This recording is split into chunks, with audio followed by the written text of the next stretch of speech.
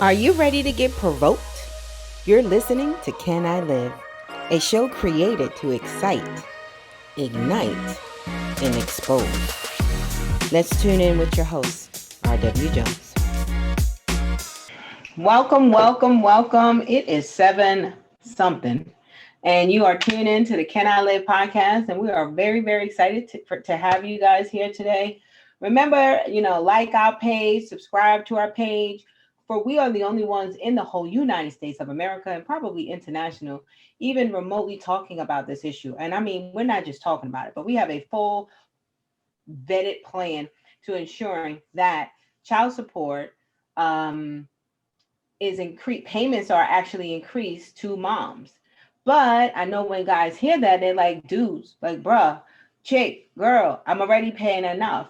So we want to make sure that men have the best chance at not only paying their child support, but being able to support themselves and the families or their new families that they have. I think that that's important. So we are on a mission to move a million moms off welfare. We can't do that if fathers are not a part or essential focus to the solution. They are not the problem. And I believe that, and Glenn, our host, you got Glenn Warren from Fathers Forever, Chaplain Anthony James from Men of Vision Exposed. They may differ, in my opinion, when I say that the system in itself has done very well in keeping families separated. And Glenn might say, nope, we have done that. And like myself, I used to blame the white man and everything for all of my little mistakes, chalk it up to the oppressor, you know, um, until I started to take responsibility of the decisions that I was making and the impact those decisions had on my everyday life. And so ultimately, it's broken. We know it's broken. We don't know how to fix it, but we do know that we got to do something because the government is not coming to our rescue. The government is not coming to us to say, hey, we know it's broken and here is your solution. That is not happening, not now, not never. And it's going to be up to us to ensure that we fix our own damn problems. Now I'm working on cursing. I'm working on the deliverance of that. Damn might just slip out every now and again. I'm working on it. So I know, Glenn, you're going to say, as you always say, the system is designed to do what the system does, but there's a part that we have to play. We Yes. have a special guest coming in, Dr. Mukhtarian, who's going to kind of help us navigate, where are we stuck? Where do we have to? Because even when we tried to talk it nails on the last two sessions, and they didn't want to talk. And so not only is this issue a burden, it's embarrassing. And how can we as women move past the idiocy or the anger, the frustration, the rejection, the abandonment? How do we move past that to help our men be better fathers? Like I would want to ask that question myself. I don't know. And so whenever Dr. Mctarian gets her tail into the room, because she don't have no watch, no clock, nothing. She just live in the spirit. She just don't. So I mean, Glenn, somebody help me. What do I do? How do we start? Where do we start? Um, wow, that's $1 million question. Well, I think we start by having a conversation about the systematic problem versus the individual problem that I talk about a lot. The other thing is us to start taking full responsibilities of the choices that we make. I tell the guys all the time. The guys come to me and say, "Mr. Glenn, I made a lot of mistakes," and I said, "Well, tell me some of your mistakes." And they'll say getting a DUI, you know, going to jail for failing to pay child support, breaking and entering, hitting my wife, my girlfriend. And I said, why you call them mistakes? And I asked them this question. Is a mistake and a decision synonymous? Are they one and the same? And the answer is absolutely not. You Mm-hmm. have decisions, you have mistakes. They're not one and the same. So when the guys tell me I make a lot of mistakes, and I ask them to name me some, and they say getting a DUI, well, that's clearly not a mistake. That It's was a a choice. the choice. Or I didn't pay my child support. That's clearly not a mistake. It's a choice. So the question is, why do we call bad choices mistakes? Mm. And the answer is because we don't want to be accountable for it.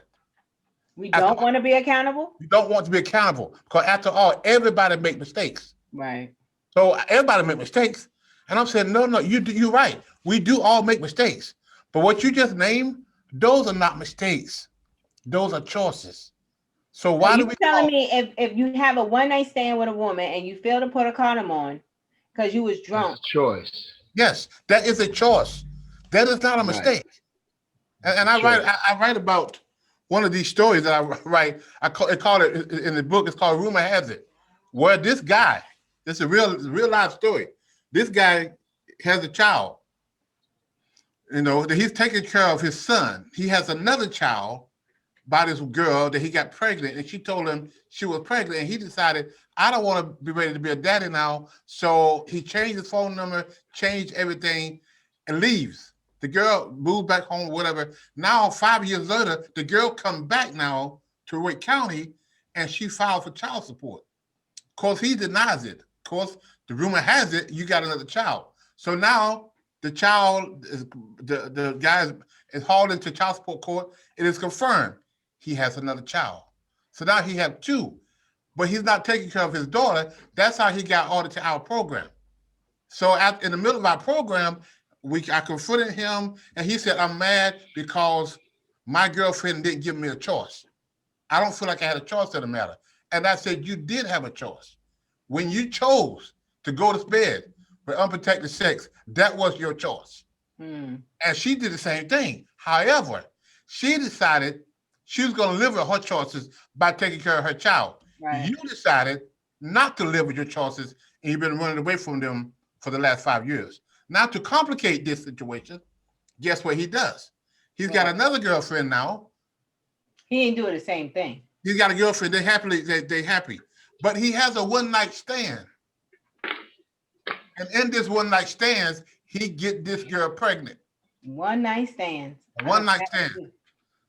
And now he takes a play from his old playbook by telling this girl, "I don't want to be a father again." So he did the same thing. In the meantime, his new girlfriend now found out that she's pregnant, and they're about to get married. Whoa! So Not the new girlfriend, the girlfriend that he has. Yeah. Yikes. So make a long story short, he's got 4 kids, 2 of them in the same year. So adult choices, they're not. They're Yes, that's choice. But we call, and we all do it. I mean, I see politicians get up. They did something crazy, and they get up and say, "I'm sorry, I apologize. I made a mistake when I stole all that money from y'all.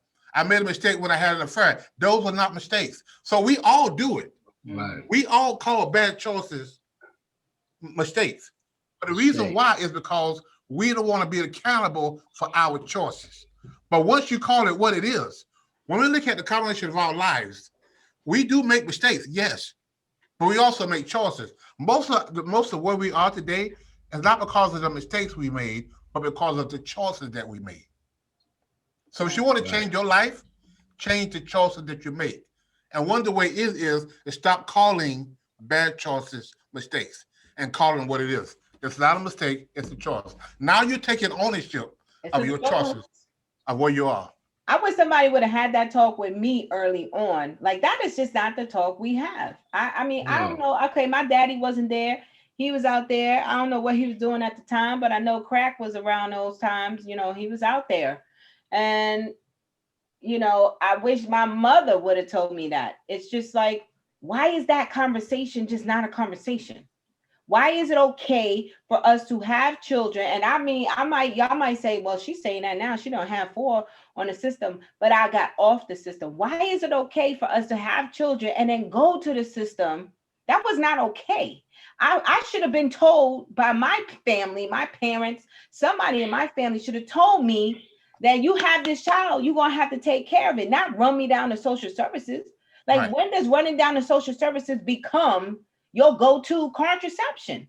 And Right. then I guess it's no different from having an abortion. They call it pro-choice, pro-life, but I guess it's no different. You had the sex unprotected, and now you have a choice. You Right. could go and you could have an abortion. You could take the morning after pill or whatever you got to do because you don't want to be responsible. Right. That's the American way. Right. Right. No responsibility, no accountability. And No then we want to, accountability. and Right. that's They don't really, want. and I think that's our MO. And I don't think us as blacks, but that's just America's MO, because it's no Right. different from when we go and put a president in the office. We expect him to do everything and we do nothing. Like Right. just because you voted and checked that box, that does not mean this man is going to solve all of America's problems. So Right. you just sit back and think you have done your duty, your democratic duty by voting this guy into office, and you sit back and do nothing in your local community. You do not take responsibility of what's happening in your neighborhood. Yeah, Right. exactly. So the point with President Barack Obama became president, the black folks like, you know what? We got it now. We got a free, Right. we got a free meal ticket. We got this black man in office, and he's gonna make a way for us. Not, it didn't happen. And then cursed him slim out. That Negro didn't do a Because you damn didn't thing. do what we thought you should have done. You didn't give us all this free stuff. No, Stop. that's not what it's about. Stop. Right. Right. That's an issue. Like they'd be like, Obama didn't do a damn thing. He did, but Well, not did what you you do want him something? to What do. did you do? And that's what people need to say. Well, what did you do? Yeah, Obama didn't do nothing. What you did? You Yes, ain't do nothing in your local community. You ain't try to solve one damn problem. Like, go sit your ass down. yeah, and probably Or what you or what you didn't do. You know what I mean? Yeah. Or what you didn't do. What you didn't do. You Right. know. Right. yeah. You know.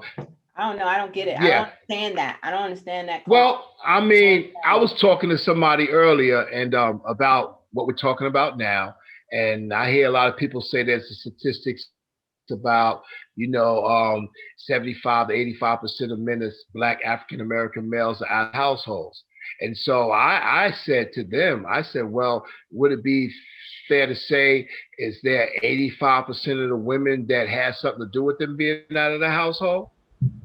It's a twofold. It's a twofold. Whether they left or not, something transpired between the women and the male. Okay. You know what I mean?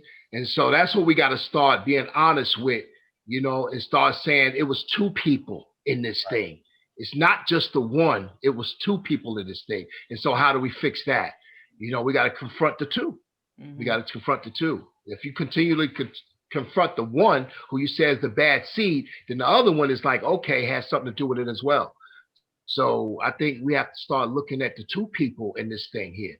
Yeah, I don't know why that. I do believe person. That there may be some hesitation with holding, like some things are just taboo. Like don't talk about the special needs populations or those that have disabilities. Like don't talk. Some things are just taboo. Don't talk about single moms. So I think the moms is just gonna get the safety net, and the dads are gonna probably get, the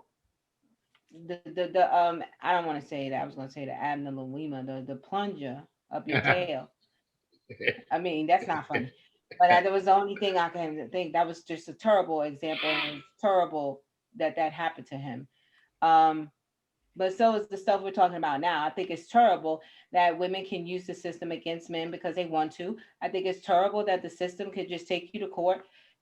I think that they have magical worksheet that come from the devil. I don't know what's on the worksheet, and I ain't mad because I wouldn't have been able to survive without the child support. So I want people to know that, number one, I'm not telling men not to pay child support.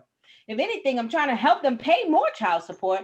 But in the instance, I'm also trying to make them I would rather fathers. I would rather just fathers for children. It's not a child support, because it's not a child support issue we have.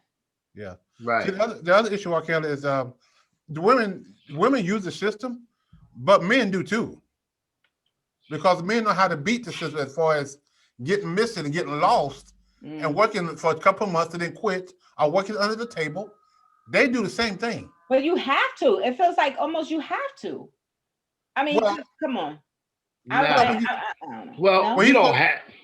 I'm not saying you have to. I'm just saying.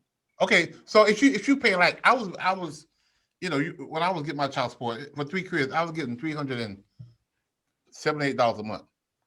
That ain't a whole lot of money when you talk about raising kids. But back in the day, that was a lot of money, right? Not really, no. No. 378 Not for kids, no but kids. for 3 kids? Oh, three. No, for three Oh. kids. Uh-huh. But that was part of my budget. So if she didn't pay, it's like working 40 hours a week and get paid for 30. That was a part of my income. So when a woman is depending on your child support, anybody for that matter, as the income, and you decide this month after, week after week after week, I'm not going to pay it. I pay it sometimes when I'm about to ready to go to court. I'll just pay it all at one lump sum. But for the next year and a half, I don't pay it. And then the man go hide, working under the table. She's struggling. So men gain the system too. Absolutely. So Right. Thank you. So Go ahead. right, I want to say this because this is all based on do's and don'ts, right? This is you did wrong, who did right. When are we gonna bring two people to the table? When is there gonna be some type of mediation? Some type of, okay, we know you did wrong, but first of all, let's help you get this right in some kind of way. It's always a punishment. It's got to be a punishment. Not saying that the man ain't responsible. To me, both parties is responsible because if you laid up there and allowed a man to have sex with you unprotected, then you're just as responsible as that man. But the man gets drugged down for the point of, okay, well, you made the baby, so now you got to take care of the baby, which is fine. But the woman, should have some type of, respect for herself and say, you know what, okay. Because most of these women know the system. They know the system inside out. They know exactly when you go to see the judge, what's going to happen. The judge is going to have no leniency whatsoever once you get caught up in that system. And so the deal is, nobody's really talking about the two people. They're saying the man or the one man. What about the two? When are we going to come to the two for the whole family? For the whole, I know something whole family. Because the kid is getting ripped. I don't care. Yeah. Some got to change without just saying, well, you need to go to jail or you need to close your legs. Well, people need to advocate for both sides. You know what I mean? That's my point. That's my take on that. People need to advocate for both sides. So when you're a couple and you're in this thing together, you're married or you're a couple, you whatever, and you decide, you didn't have the baby out of wedlock. You was married. You was doing what you're supposed to be doing as husband and wife. The relationship broke up. At some point in time, he decided he's not going to pay child support. You can't blame her for that because this was the woman's husband. So you're not saying Does it matter? No. I'm just saying that sometimes people say, oh, she was a slut because she got pregnant. No, that was his wife. Who say slut? That's a well. I mean, what Anthony was saying today, that blame the woman. Somehow, she did it. She laid up in the bed, let him get it on, and now she shouldn't do that. But what if that was his wife, and they was having kids like family do? The relationship messed up, whatever, and then he decided he's gonna go out and get another wife and not take care of these kids over here. She's a slut. Now, what happens when? Let me say this now. Now, what happens when I'm gonna use me?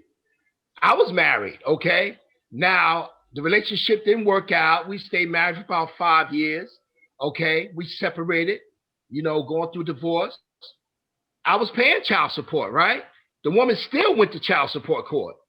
What happens when that happens? Just because out of what? Anger, out of frustration, whatever, because I moved on and got with somebody else and they assumed that because I'm with another family, I'm taking care of that family more than I'm taking care of my responsibilities. So that comes into play as well. And so that's not true all the time. Just because a man, breaks up with his wife, right, the better half, that the man is not paying child support. Oh, I got slammed because of that. They said, nah, I'm going to take him down to child support because she probably heard it from some of her girls. Oh, he making pretty good money. Or so, I'm going to get him. So that's the mentality too. I'm going to get him.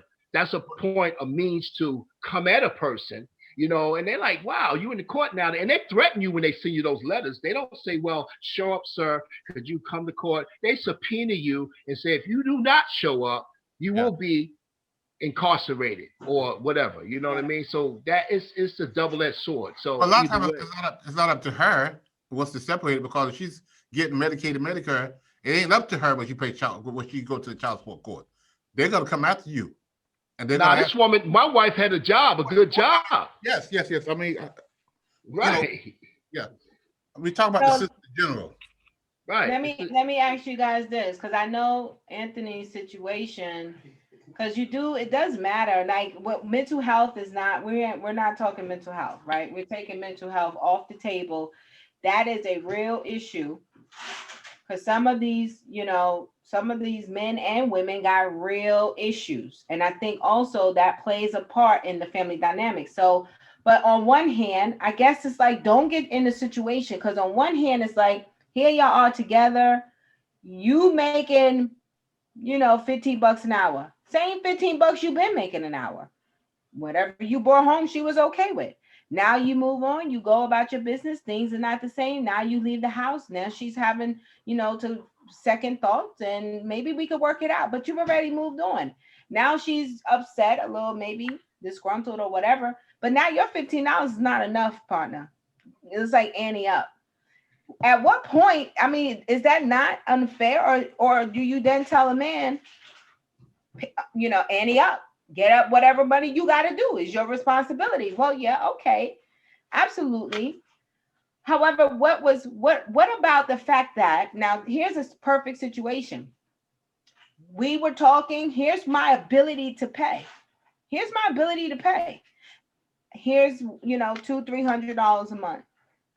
No, I'm taking you to court because you could pay more than that, but I'm paying. I'm paying. Right. There's record that I'm paying. How is it that she can still go to court and make the judges garnish his check when he's already paying? Does that not, what is that? Now that's where I think the courts should come in and say, ma'am, he is paying your child support. Would you then like to request an increase? If this man has not failed in making his payment, we will not garnish his check. She could come in and just say, listen, I want it garnished, and they will garnish it. Well, yeah, they will not ask any questions. Right, because if it's going through the child support court, that's how they collect money. That's how they collect it. Now, if if a couple have, and many couples do, they have an agreement where he pays X amount of dollars per month. The court system is not involved at all. There's a lot of people who work out those situations. There's millions of people who do millions. Some people can't do that. That's what the child support. But that's why this is an issue for us, because what we're saying is, when we did the research, those that were on the child support rolls, those that were being penalized for failure to pay child support, they were not necessarily dead beats, but they were dead broke. They were just in the poverty bowels, or in the bowels of poverty, like the women that they conceded these children with. Right. And so at some point it's, we have a problem that we need to fix together. And it's where are the men? I'm still perplexed. They can't even get housing. It's like, where do you want them to go? They cannot get housing. If they have a felon, they cannot access housing. If they have any type of, and anybody that went to jail for any certain period of time, I would definitely check a box on some mental health issues for sure. I don't even see how you could do anything and come out in your right mind unless the Lord is like, you and the Lord is like, like this, and that still don't, you still can, spaz out every now and again because of some trauma. But I'm just right, like, I just don't understand, why is it, where is the system, or where are women? To me, I guess for me, it's like, where are women going to say, save our fathers, save our sons, like, help me save my sons? Like, our sons are acting out of order and maybe acting out in rebellion, and maybe getting killed in the streets because there are no fathers in the home. Why is that not an issue? And maybe because there are no fathers in the home, like, let's answer that. because I don't think the issue we're talking about in child support is the necessary rooted issue. It's not the issue at hand. There's deeper issues. Right. But how many more kids have to die? Maybe that's the narrative. How many more Black boys and girls, how many more of our sons have to die in these streets? And I promise you, 9 out of 10 of them are from single family homes.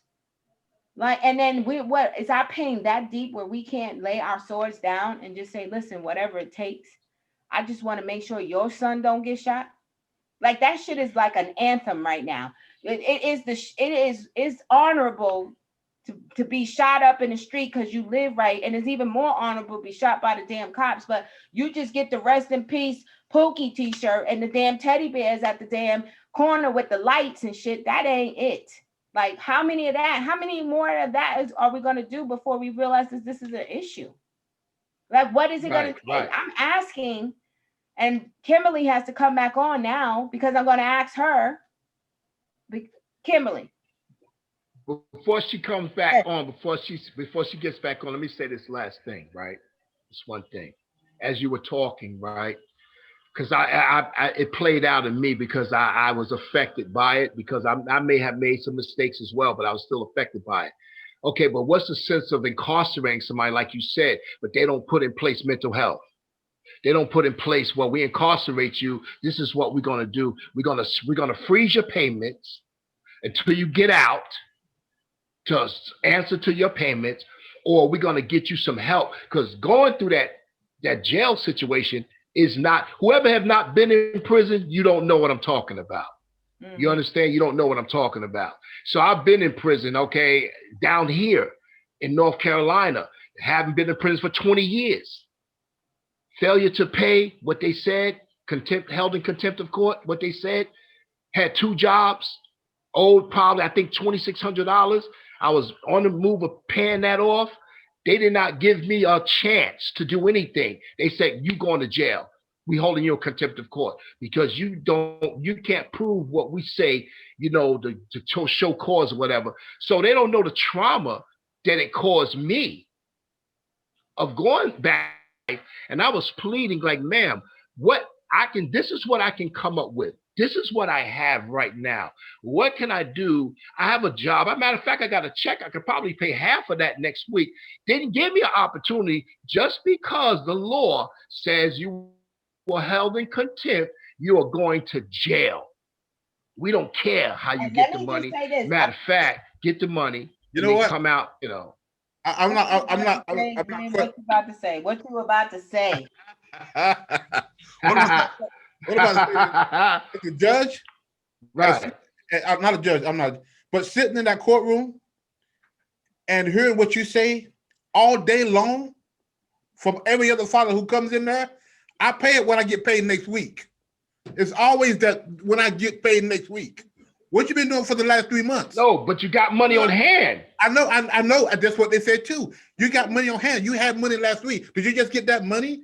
Because a lot of people don't pay until they get to the courtroom. They could pay. I'm not saying you did that, Jay. I'm not saying that. No. I hear what you're saying. But what I'm saying is, I'm sitting in. I'm in the courtroom 3 days a week. We hear the same thing every other father. They case after case after case after case. I can name probably 100 cases in 1 week. The same story. After a while, the judge said, "I don't care about that." Because you just like the other guy, and you may be telling the truth, but the other guy has all the other 50 guys that came before you. They're not telling the truth. Somebody's lying, and the judge gets tired of it. But what happens to the child? What happens to the child, though? No, we ain't even get to the child. Like every time, man, that's another deep thing. You know what they're saying? They're saying the same thing. Where have you been at for the last 3 months? You haven't been taking care of your child. What about the child? The only way I can get your attention is to put you in jail. Wow. I done tried this. Wow. I done sent letters. I done called you in. You still haven't responded. The only way I can get you to obey the law is to put you in jail. That's why they do it. And when guys tell me it don't work, I say, you know what? It doesn't work, but then it doesn't. Because eventually you'll get tired of going to jail. And when you get tired of going to jail, you'll start paying your child support. Now it's working. Dr. Mughtarian, please help us. We are on the ropes. I'll take up an offering right now. Yeah, and here's the deal. After I listened to Anthony, I was like, get the black man. Somebody save the black man, save it. And then I listened to Glenn, and I'm like, God damn the black man, get your shit together. That's how I feel. And I'm like, wait a minute. Give me all of it's going on. All of it is going on at the same time. All this stuff going on at the same time. That is hilarious. Right. Like you listen to you like get it together. So Mughtarian, Dr. Kim, where we got to start? The doctor's got the answer. Do we have to get the ass? Do we need to get together? Do we need mercy on the black man? Do we need the white man to repent? What we need? You on mute. On mute. No, you on mute. Yeah. On purpose, I'm on mute. Let me say this. Good afternoon, good evening, everyone. And again, this is one of those topics that probably eat away at the soul of the Black family altogether. And I've heard about the mothers, I've heard about the fathers, and who I haven't heard about is the children. How are the children affected by the decisions that are made by adults? Exactly. Who come together and bear them as a testimony of life. And then when they get here, they see all this chaos. And as a school teacher, I see the anger that manifests itself all the way into the things that they write and who they want to be and who they don't want to be, because adults can't get it right. And, you know, perhaps, yes, we've made decisions that we are paying for years later. And I think that's one of the issues that we have is in our community is that there is no clear-cut standard anymore as to what life is supposed to be. So what tends to happen is we come together, we do something, and then when all hell breaks loose, then we all need therapy, we need Jesus, we need mercy, we need a whole lot of things. And I agree, we do. But we also have to learn, we have to also address this culture that has been created as a result. I can't reiterate enough the need for fathers in the home, fathers in the community, and just people in general to pick up where the lack is, because to me, it's really not about money as it is value. When you send your funds say that you are important. Your fund says that I want you to live even despite my absence. Your funds say, keep on eating, keep on breathing, keep on being a part of this society. That's what Judge Rozier calls it a donation or a gift, but really it's your down payment on the legacy you want to leave. And again, once we talk about legacy and not just monetarily, what message are we leaving the next generation? Because technically, the government shouldn't have to weather our affairs. If they're weathering our affairs on one issue, they're weathering our affairs in all issues.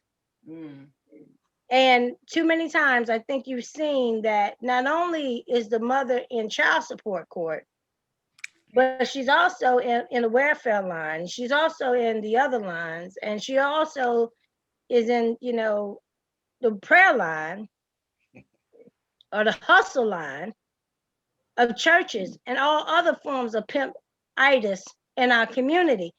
Because not only is she left uncovered, but the children are left uncovered. They also are going to get free and reduced lunch. They're also going to be left behind when it comes to taking certain courses. And this may not be the charted path for everybody, but I will say that most of the children who are subjected to these lifestyles oftentimes duplicate it. They have children out of wedlock too.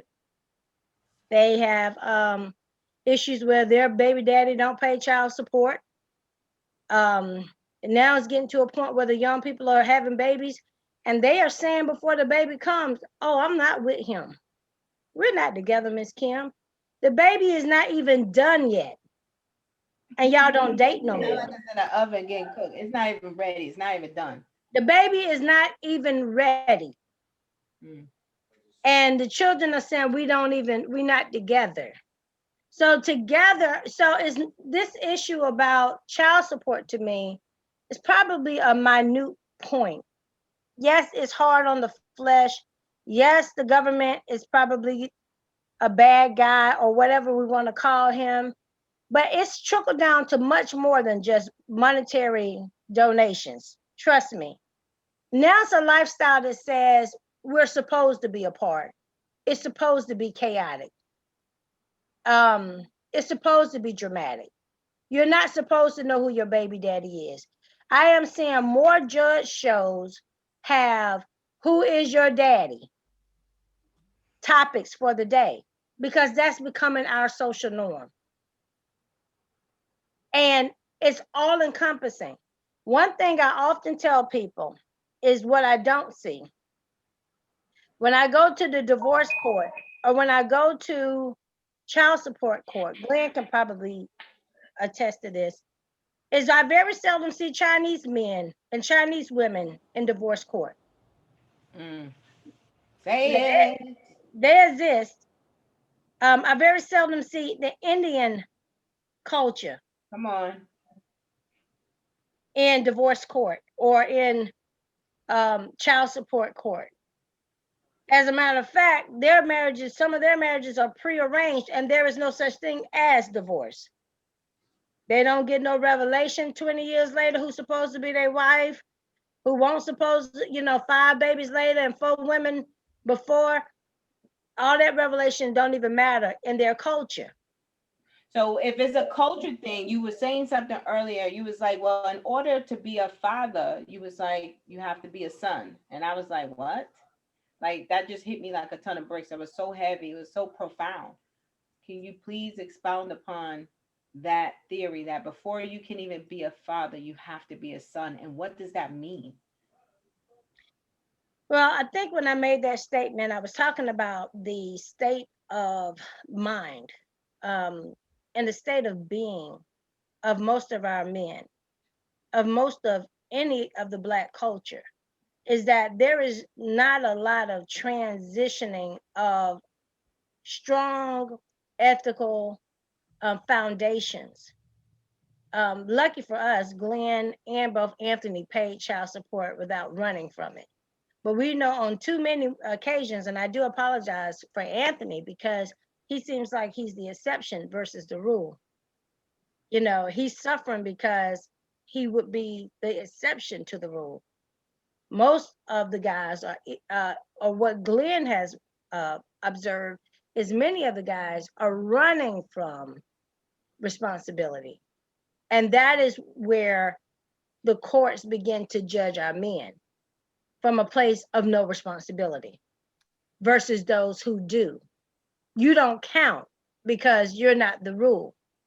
And so the rule of iron comes as a result of that. But then again, where is the more Anthony's that will teach the next generation how to become him? That's the honor of a father, is to pass down like minds to get the same results. Legacy. You said that. You was like, son means to inherit. That is correct. Yeah. So when you talk about sonship, you're talking about someone who understands his purpose, his worth, and his journey, and what it takes to get there. I often teach, when I used to teach in the county jail, that God never needed Joseph to get him here. He needed Joseph to complete the work. Mary was the incubator that got Jesus here without Joseph's help because they never laid together. But once he got here, Joseph had to teach Jesus how to be a man. So we do need the man in the home. If Jesus needed a man and he wasn't even born by a man, how much more do we need men in the home? So, as strong as we are, we would be a fool to say that we don't need the whole left side of our body.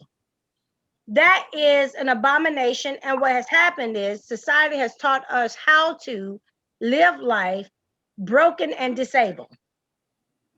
So, there is So going to maybe take. it's also, let me ask you this. Maybe it's also, maybe more so, the whole culture of America that says we are always living to do more with less, get around our responsibility.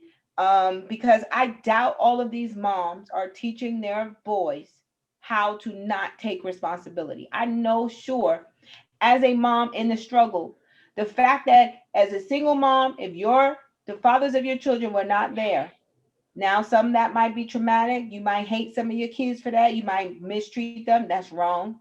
But for the most sane part, for those that are sane in a right minds and embody love, they would tell their son, if you have a child, you have to take care of your child. Are we then to think that these moms, these men that Glenn are seeing in the courtrooms every day, their moms told them or No. made it okay for them not to be responsible? Then who's teaching this irresponsibility? So let me say this. Let me say this. Who is teaching not by words, but by example. Yeah. Now, Right. she can tell him anything she want to tell him, but she also chose a man by example Yeah. who was not fit to stay in the house continuously. So you can tell your children what you want to tell them. They go by what you do. We are not creatures by only what we hear, but what we see. In fact, we're more inclined to be drawn to what we see versus what we hear. So, Right. So then, so are you then as saying that? harsh as that lesson may be, as much as she would not want him to do a certain thing, he's going to only take from the example that he knows. So wait a minute, hold on, pause. So if we had to paint this picture, fathers are not in the home, but somebody laying pipe at night. She's single mom, father not in the house.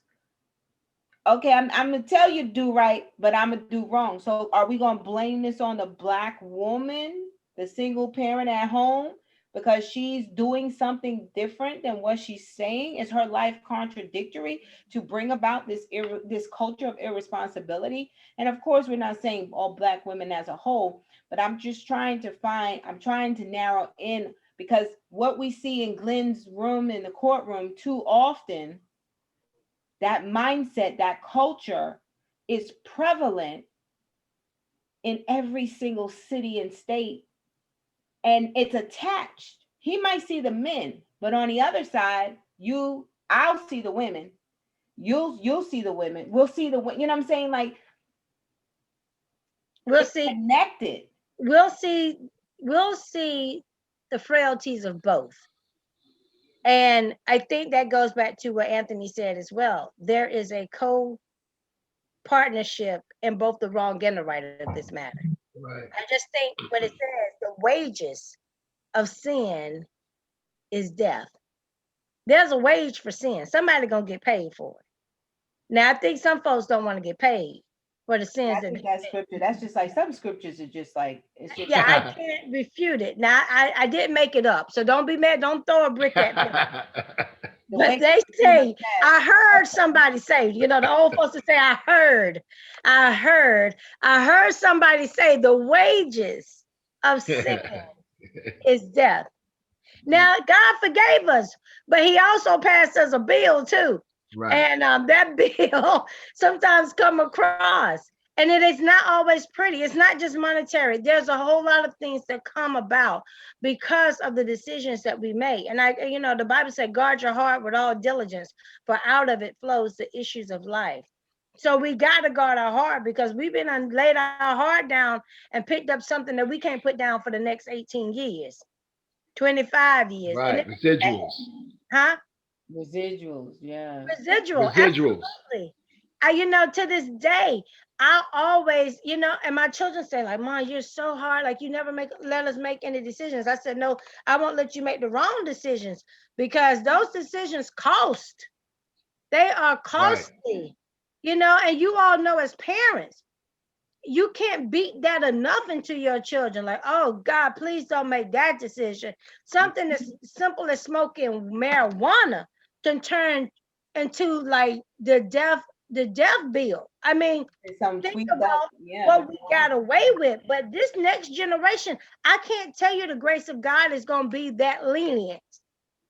There's some stuff out here now that what we smoked then is not what they smoking today, and it's getting at younger and younger ages. So again, we got to go back to basics, and we got to really protect our investments. We got to watch our decisions. And I know, I'm preaching to the choir, but again, our culture has been torn and raped by so many things until sometimes, a lot of stuff that we do is self-gratifying. Go ahead, brother. No, you Go good. ahead. I'm good. I'm good. Go ahead. Go ahead. I always used to have an issue because I said if I go to one more, I don't want to go to one more damn rally. Don't invite me to no damn meeting. I am not talking about this problem. I am so over it. If we sit and talk about this damn problem one more again, do we not have the wherewithal, the intellect, the capacity, the spirit, the love? We are the most religious folks in the world. We populate the churches on every Sunday like no other, and we can't get this together with the Holy One on the inside. The devil is a lie. Like I'm trying to understand what kind of Ponzi scheme are we pushing? Right, exactly. And that's what I say too. I almost say make all of, it's so scary. I swear, some of this stuff, we are gonna kill our fool self from just blatant ignorance, from not accepting what's going on around us. And I think too, with the sins of America, we are constantly in survival mode so much until pleasure is it's so hard to come by. I think now that's some people's new job is, can I find pleasure? Right. Good. Like it's a sad commentary, but it's true. That most people are really looking for somewhere that they can escape. That's what a lot of this is about, is escaping. And what you do in between that escape is what is costly, especially if we don't deal with it. That is why, for me, I'm always driving home the offense and the defense of this issue. Offense is, yes, we have to hold our own people accountable, but we also have to, and I'll repeat your favorite quote, which has become mine, that if the laws of the land have created the poverty, then great is America's sin. And I know you're going to go find me the actual quote, but we cannot refute is that there is an enemy in America that helps create the model by which we so easily adopt. Absolutely. And with no protections in place, and that's why I ride the men of God in our community so hard, is because before any police are supposed to protect us, the men of God are supposed to protect us. We wouldn't have a George Floyd if we had more men of God watching the community. You wouldn't have as many molestations and rapes and crack houses and what have you. If somebody set the crack house on fire, set it on fire. Somebody just need to go by there and throw a match and everybody run out. You do that too many times, I'm sure the police won't be mad. So, when are we going to become radical about protecting our own people? But I think when are we going to become radical? Everybody want to go in the house and close the door and have these little nice meetings and stuff, but the fight is on the outside. And when Jesus came, he came to come to the outside, not to the inside. And that's where it's going down at. Action is on the outside. Now, once you can arrest the outside, people too tired to act the fool on the inside. Yeah. We got some real serious issues, y'all. We got some real serious issues. So I'm going to promise you right now, we're going to stay here and we're going to talk about it because the government is not coming to our rescue, number one.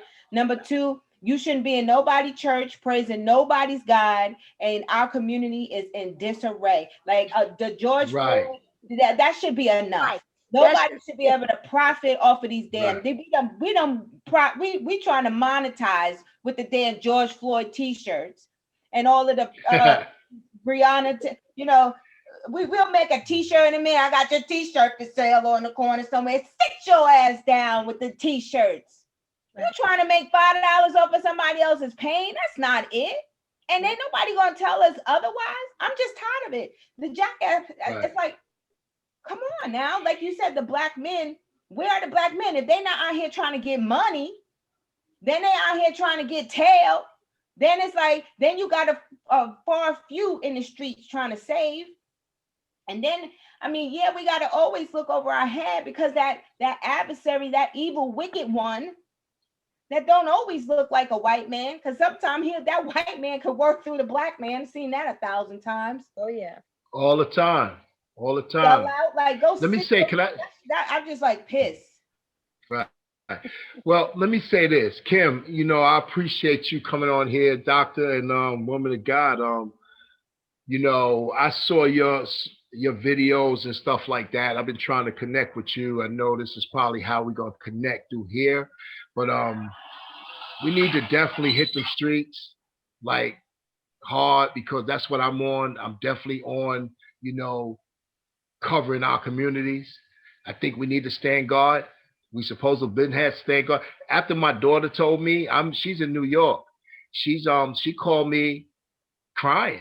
She said her friend almost got abducted. Now they come outside early in the morning before they go to school. And you know what hurt me? I wasn't there. I'm not there.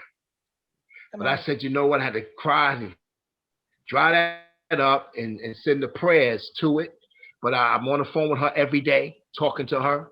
But still, us men, we are out of bounds. We are out of bounds. A black man is out of bounds. And so we need to cry. That needs to be abroad.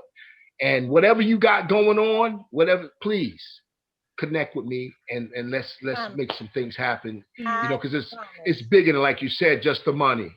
The other issue, right? It's bigger than just the money. The other issue is there are a lot of black men, black fathers that's doing a lot of good things. Absolutely. Sometimes the black man and the black we get thrown under the bus about everything, as if all black men are lazy. All we want to do is screw around. All we want to do is, just pack our pockets. There are a lot of positive black men out there that we got to tap into to help tap into these fathers who's not doing very well. That's true. So what we got to do as a policy level is there it goes.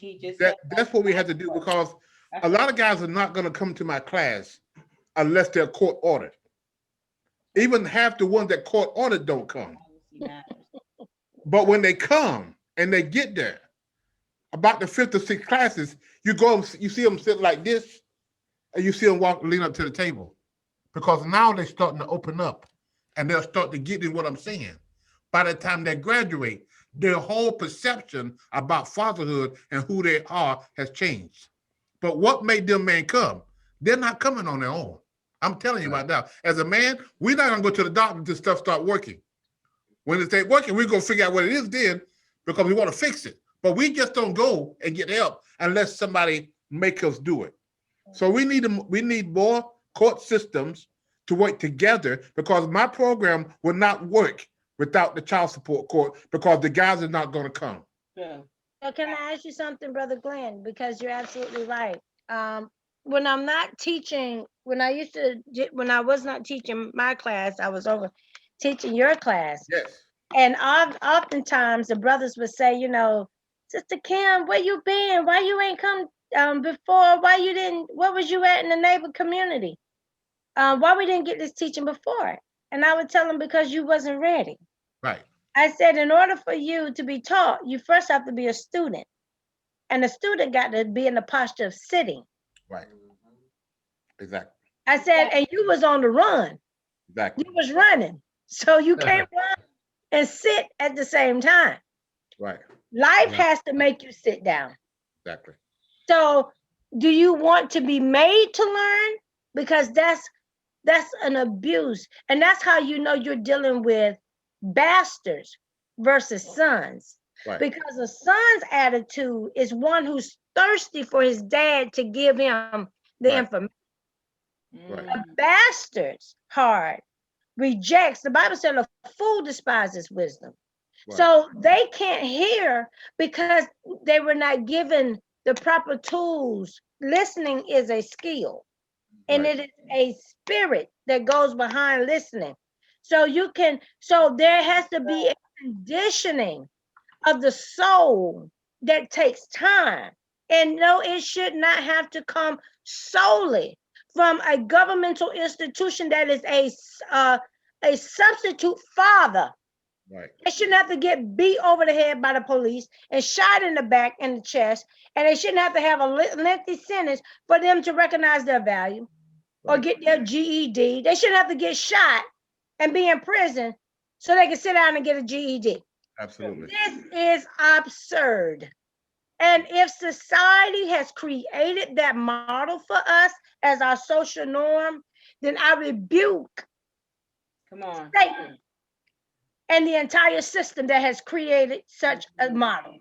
Rebuke that. Now, we are going to have to take authority and call this stuff out, just like propaganda, just like the media. And what I love about Glenn's words is that every man is not like this. But let me say this, every man is not promoting his goodness. What is being promoted in our culture is the negative. And everybody is gravitating towards the negative because that looks like the squeaky wheel gets the oil. If the squeaky wheel is negative, then that's where I'm going to be. If that is where I'm going to get recognized at or valued, then I'm going where there's the loudest noise. Where is the noise of the righteous man? Come on. Where the Bible said, let the redeemed of the Lord say so. So where is our so at? That's right. And it can't be in the four walls. It can't be just in the church when the war is out here in the street. Well, the governor closed our churches. I don't know where the righteous man went to. So when leave that one alone. Okay. So when the governor closed down our churches, where the righteous man go? I don't know. But come on now. First of all, let's make this social media. Wait, no. Hold on. I got some comments on Okay, I got to get off of here because this is just way too much. Listen, but no, there is a thing on Netflix. It's called Contradiction, because let's make this plain. While there are a few Black men in the church is made mostly of Black women, poor Black women at that. So yeah, conversation for another day because it's 8:00. However, that quote, Kim, it says by Charles Darwin. I swear I was always tired of these little quotes by these white men. I'm like, where is the Frederick Douglass quotes? Give me the Harriet Tubman quote, but this was one of my favorite quotes. Charles Darwin. It says, if the misery of the poor be caused not by the laws of nature, but by our institutions, then great is our sin. And when Glenn said policy matters, because while you were saying, I was like, okay, so if we get our part together, we doing our part. The one thing we can't do is do our part under a system that perpetuates the obstructions, that puts the barriers. We need the barriers lifted so that we can access various opportunities and maneuver around and about and have our way as we're trying to figure this stuff out. Because I do believe that it's the systems. It's like, for example, perfect example, contracting. When you have every contract has a minority quota that they never ever really meet. Mm-hmm. Why you got to have a minority quota? Let the contracts just be what it is. It's like the affirmative action. The fact that you got to have affirmative actions, and I love the fact, the famous words is you can't legislate love. And I need this white man out here, this white Hugh, this person, huh? That's my quote. That's your quote. I heard Denzel say the other day. I was like, he done took Kimberly's quote, and it was from a long, long time ago. So it's a thing. It's a thing that people do. People in their right mind understand that you can't legislate love. But you can't legislate it. But you can't leave it up to people to do the right thing. They're not going to do it. That's why you have to have law. That's why you That's gotta why have you law. have They're to have not gonna law do and it. policy. If you don't put that quota in there, Yeah. what's gonna make them do the minority? They're not going to. Well, then guess what? If you're gonna have the law and they enforce it, and that's why I'm really glad that we just brought that up. Even though it's 8 o'clock, for all of you guys out there listening, we have. I'm gonna share. It's on my Facebook page, but we have. For most of you guys, you might know that we run a business incubator called the Resident-Owned Business Incubator, and we have a special guest, Hattie Mae from Tyler Perry's Love Thy Neighbor. She's gonna be our special guest at our upcoming business. Uh trade show. So we're saying free Section 3 because what we also said is, guess what, men and women, everybody know about Section 8. If I put a Section 8, I got Section 8 vouchers, my inbox would be full. I wouldn't be able to get enough of anybody to help me with the influx of people of those wanting and needing Section 8 vouchers. But very few of us know or even understand or have ever heard about Section 3. And it's the best kept secret. It was a law that was instituted when Dr. King was assassinated. In fact, there was so much riots going on back then that Lyndon B. Johnson put a commission together to find out why these people were looting all over the place. And the same loots and things that you have here now, nothing has changed. And so we're saying if you free Section 3 and give me liberty. I promise you, we will be a liberated people on some front if Section 3 was actually um, freed up.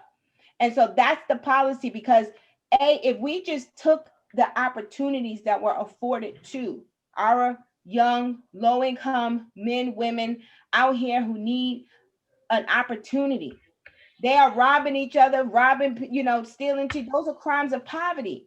You don't rob and cheat and steal. Well, some people do when you have access to opportunity. And then it becomes an integrity issue. That's an integrity issue when you have it all and you still steal. You just a thief. But when you trying to survive and trying to eat because all opportunities have been obstructed, and this is your way of doing that, that's just you trying to survive. And so I ask all of you guys to register. You could go to Roby Connect, register. The event is free. It's open to the public. Mom's gonna come in there. We got her marching, marching with Dr. King and all of that. So it's gonna be fun. And I just my prayer is that people like the Jay-Z's of the world, the Nick Cannons of the world, that we gotta, it can't be like the music. Everybody is trying to find their model. And so I think the hip hop industry has just become like a roadmap to not be broke. So everybody want to be a damn rapper. Everybody want to be a damn stripper. I'm like, Jesus, somebody, can you just want to listen, serve? Can we just get back to the basics? And so I'm just hoping that you guys just kind of make sure you share it. I'll send you guys your social media. Share it on your social media. Because when policy matters, the fact that HUD doesn't enforce this stuff and the fact that these contractors get this money and they don't never have to answer to anything, there's no consequences. So again, no responsibility. I think everybody has a part to play. And I know for sure that if our Black men were able to get access to training, to the type of training that Glenn offers, the type of training that Anthony offers, the type of training that SOS offers, if they were able to get that coupled with real opportunity to take care of their families, to take care of the child support debt that is owed, to be able to make moves, get decent living, stable apartments, to access transportation, to open small businesses, that will make a world of difference. That will make a world of difference. However, I don't even know if money will solve our problem at this point. I know you already said it really probably won't. I don't know if it will. Um, so I feel like I'm in a conundrum, like I'm in a pretzel. I done made a little pretzel out of this little, because this is how I just kind of feel like I'm like, can we get out of that? I just want to get out of this thing. And that's really why we also created the animation, which will be out soon. Get your hands out my pocket. We just want to drive the listen. I just want to move 1 million moms off the welfare system. but I can't even touch her because she got kids in the juvie system. She got kids running the street getting high. She got kids. She got baby daddies here, here, here. She can't even pay attention. And so, some groundwork we got to do first. So I thank you guys for joining us. And thank you, Brother Anthony, Brother Glenn, Kimmy, my dear, my sister. You always come and just lay some really profound stuff. I love when I hear you talk. It's just always so profound. And it's always so refreshing. And I guess we have to now move this towards, I would be even interested as we talk off records to moving this towards like real action. And I know we have a plan to cancel child support debt for active fathers. I know we have a plan to do and put these, we have the training on there. But like you said, Glenn, if nobody's going to take it, it's not going to be worth anything. So we really need to come up with some letters and and I can't even say put a petition out there because ain't nobody gonna sign a petition for them to be. Well, they might if we said educate non-incarcerate fathers for failure to pay child support. If we looked at that fathers need training and we want them to mandate them to go to child support fatherhood programs versus jail, that could be the start. And Glenn, just I know you probably have a capacity issue in terms of calling all the courts in America. Like, who does that? But right now with Fathers Forever, you can go and service any state, correct? Yes, we have our virtual classes now that we just got online starting in November. So now we're going after we start with North Carolina first. We're gonna hit every 100 county in North Carolina. So now, as long as you got a cell phone and access to the internet, you can come to all of our classes. They're virtual every Thursday night, and they're gonna be Saturday morning as well. Cool. So we're trying to get the child support court system in every state, in every child support court in North Carolina, to start working, ordering guys to our program, and then we could teach them fatherhood issue. We got a textbook coming out soon. It's called A Father's Forever. It's a real textbook. At the end of each chapter, there's going to be quizzes, live testimonies, and stories about fatherhood, and real things about fatherhood. So we're very excited about that. And again, we've been trying to do this. Kim and I talked about this years ago. Kim, we spent a lot of time at Waffle House, Pointwood Plan, and so we talked about this a few years ago. But now it's in action. When COVID hit, we decided to go online with it. So in April of last year, we started working on it, and we had our first class in November. We went through the 12 weeks already. We already had one graduate because now we wasn't really advertising because we had to work out all the kinks. Today's Thursday night, this coming Thursday night, start our first class for the second the second 12 weeks. And every time we finish 12 weeks, we skip a week, we start another 12 weeks. And the guys can start almost anytime. It's a roll-on, roll-on class that you start anytime you want to. If you come to class 10, you got 11, 12, 1, 2, 3, 4, 5, 6, 7, 8, 9. By the time you get to 10, you completed your cycle. So guys could come anytime, they could be ordered anytime, and they could come and pick up, because every class stands by itself, but together it builds a curriculum. And the curriculum is called The Joys and Responsibilities of Fatherhood. Oh, beautiful. Yeah, so we got that all together now, and guys can go to our website, www.fatherforever.com, and you click on Father Forever University, and all the instruction will be right there. So it's afatherforever.com, because I was just afatherforever.com. That's and when you click on A Father's Forever, let me see. When you click on afatherforever.com, where do you go to get access to when like the trainings and stuff are? Go to the Father Forever University. Yeah, FFU. FFU. Where you see that? Oh, FFU. Yep. Right Yeah, there. y'all might want to say Fathers Forever University. There Okay. it goes. There it is, right there. Nice. I love it. Go, Glenn. Amen. Oh, Glenn, it's your birthday. Get the man out of jail. It's your birthday. Yeah. Yeah. Make some fathers. Okay. So they have to pay. No, we got scholarships available, so don't worry about that fee. We got scholarships available. Some agencies are paying, so we're not gonna not let the guys come if they don't come, because they'll go and apply, and there's a drop down box. They need to check, and we'll get them a scholarship. Like at least start there. Somebody get a scholarship. I mean, I love it. I mean, Amen. yeah, I love it. Thank you guys. Whatever we have to do to help, I mean, we'll look at sponsoring a couple of fathers. It's just that simple. Just for Yes, sponsor yes, fathers to yes, go yes, through the yes, course. yes. Um, We and know then these guys. also These we guys need to, can't afford it. yeah, we need to find a way to put this in the hands of policymakers, judges Yes, yes, associations, bar associations. yes, Like that's how you get funding and stuff. They got lobbyists. yes, And yes. I think, you know what? Praise the Lord. I think that the nonprofits need to come together and through our membership, like go into some kind of social justice consortium of some kind through our membership. That membership will pay for like a lobbyist per se to go and take our issues to the congressional representatives. That has to happen. So SOS, stop playing games. If that's the one you need to be in, I need to see your website. I need to be Excuse able to me. see Excuse that me. thing. Thank you so much, Ms. Raquel Williams Jones. Hi, I'm Glenn. SOS has now branched out to another venture.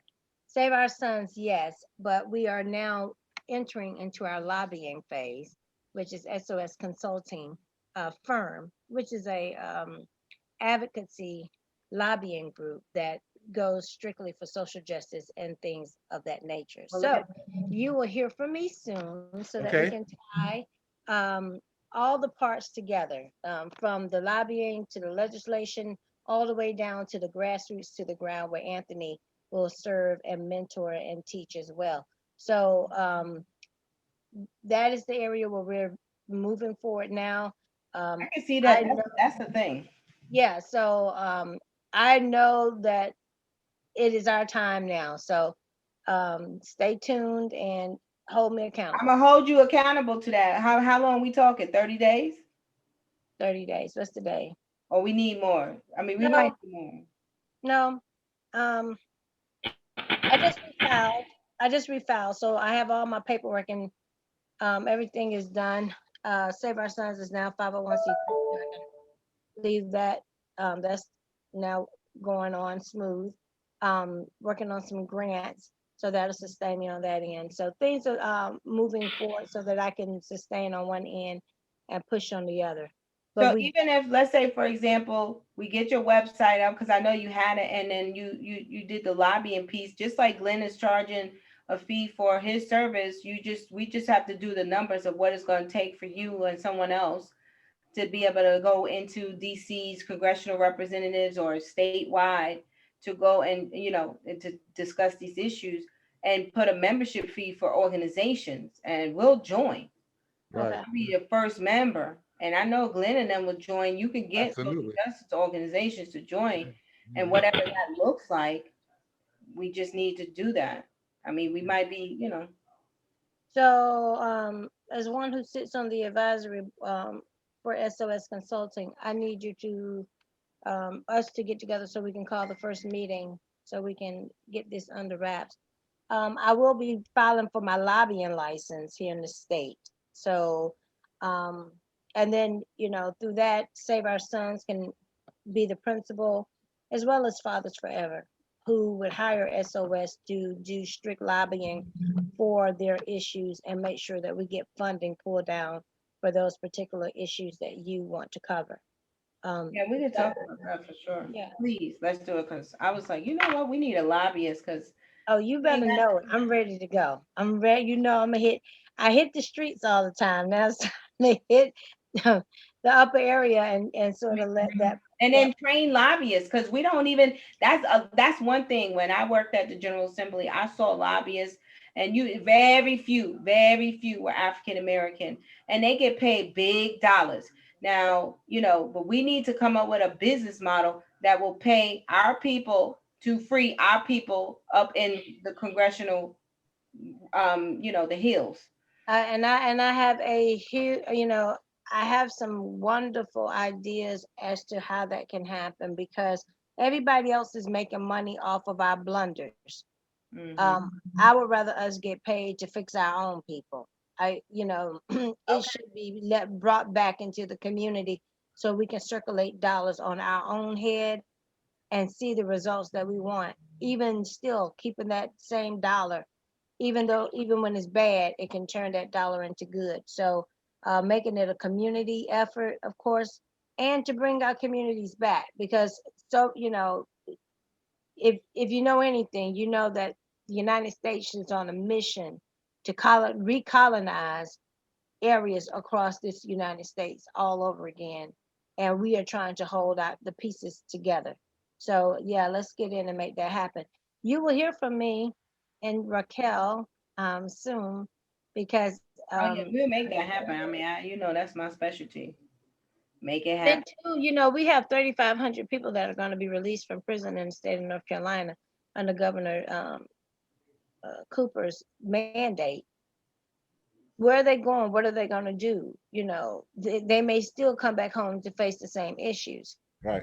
We want to make sure that we are providing services and those services are given to us so that we can take care of our people. I think that goes back to Anthony talking about mental health and employment and training and all these other things. So we want to make sure that we have a wraparound service and those funds are transitioned over to us to do that. Absolutely. Cool. All right, you guys. Well, thank you. I enjoyed your company as well. Thank you, Dr. McTerry, for joining us. Thank you again, Chaplain James. Thank you, Glenn. Thank you guys, everybody, for your comments. Facebook. Definitely Monty. Monty said a lot of men end up in court because of bitter baby mamas. And yeah, that's why we're doing this. Who's that? Monty who? Montague? No, this is another Monty. LaShawn said, I can't use Jay-Z because he got a daughter that he's not claiming from his past. Yeah, no, I was just saying Jay-Z in terms of just supporting us and in terms of financial, because he made his song, Can I Live? Nick Cannon made a song, Can I Live? And Nas made If I Rule the World, I Free All My Sons. Hey, Nas. Hey. Yeah, we're going to be like the people's nonprofit. I promise you. Yeah, please. Yeah, hi, Nas. So you guys, thank you guys for tuning in. We will see you same time, same place. Be sure to like us. I still don't have 100 damn subscribers on YouTube. So I got to go maybe get somebody to drop it like it's hot, to get my little YouTube channel subscribers up. I don't know what it's going to take. But obviously, when you just kick it straight down to the truth, that is not what people trying to buy. But love you all. See you guys. Okay. See you guys next week. Right. All right.